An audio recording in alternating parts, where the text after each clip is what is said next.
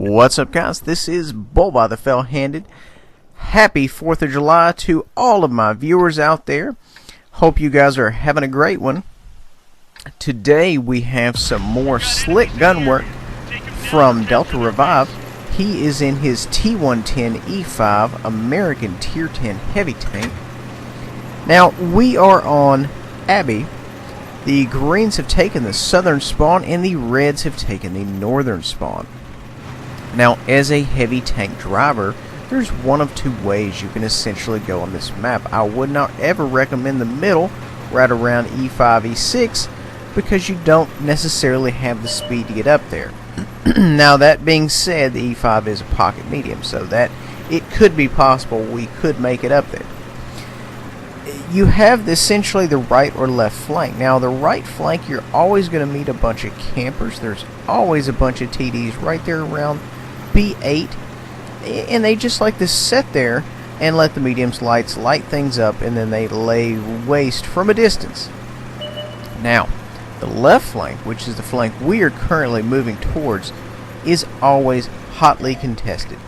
I would not go over here with a thin-skinned tank. If you do, I would play a very good support role. In other words, support us right here as we work this corner. We're going to pull up and put some fire on these gentlemen at the other end of this terrain here. Now, you have to be aware, if you pull up too much, you could take shots from gentlemen at E5. That is the center of the city. But if you will check the tactical map in the bottom right hand corner, the greens as a team own the center of the city. Now, we have a 100% war of attrition with this T110E5 on the other side right here. You know, since they buffed the commander's hatch, it's extremely hard to get it in here. As well as, you know, the upper plate of this tank and the turret is, you know, for all intents and purposes, you know, invincible to the likes of us. Now, granted, of course, a YAG Panzer 100 comes around the corner here behind us. It's a different ball game. He can get some shots down range. Us, not so much. But the good thing is we are holding our position. We're not giving up any ground, and we are maintaining fire, which is all you can do. I mean, we do have a small window to put rounds on, and you know, we're just trying to make this happen from long range behind cover while moving. I mean, there's a variety of variables going in here. So we tried to take a shot at the lower plate there. We couldn't quite tonel it in. As you can see, there's just a tiny crack of daylight. We go ahead, decide to put one in the commander hatch. Didn't really happen for us. Now, you know, we are hitting it. We're just not making it happen. We go ahead and decide to switch to high explosive anti-tank. See if we can't get something going on. Maybe get some start pulling some penetrations here. You know, we've got one we put in, and it was an excellent shot. The downside is the E5 is a tricky beast. It doesn't have a lot of weak spots. Bam, there we go. Doesn't have a lot of frontal weak spots, and you just have to be very, very cautious because you don't want to go out there and rush too soon, because, you know, you don't know what's out there. We know for a fact a hearse is out there as well as the other guys at D1. So we are doing the right thing by working this corner. You don't want to get too jazzy. You don't want to go out there and say, hey, you know what, I've got to start making things happen. Put another good one right there into the commander's hatch. Now, this E75 right here, he knows we're side scraping, and he knows we're backing up. We're being pushed, so he's backing up with us, which is good. Try to sneak one in the tracks there. Man, RNG has fought us this entire game. I'm going to try to go ahead and get around this Japanese heavy. He is not having it. The E5 puts one in our side. We are in trouble. You know, how are we going to get out of this? The E75 is kind of blocking our egress. He is possibly... he's in trouble. I was going to say, he might be... No, E75 is in trouble. He's being pushed by a Japanese heavy all over the place. So we're going to see... We take another round there.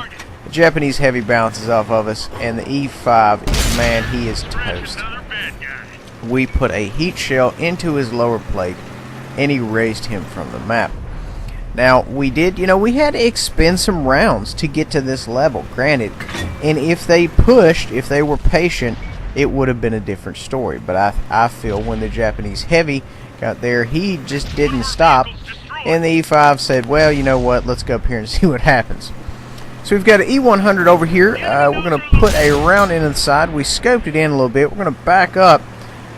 The hearse doesn't know we're here, or is not paying attention, or something's not going on. We put a round in the hearse, finish him off. Slick gun work. E75 is rushing us there.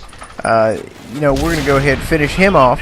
I mean, we are just murdering everybody, and this poor guy pulls up, lucky to be alive, and he's like, what's going on? Nothing. We're done here. Moving on. So, right now, the last we saw on the map, they were encroaching on our cap area. Cap's going off. We know they're there. We are rolling back.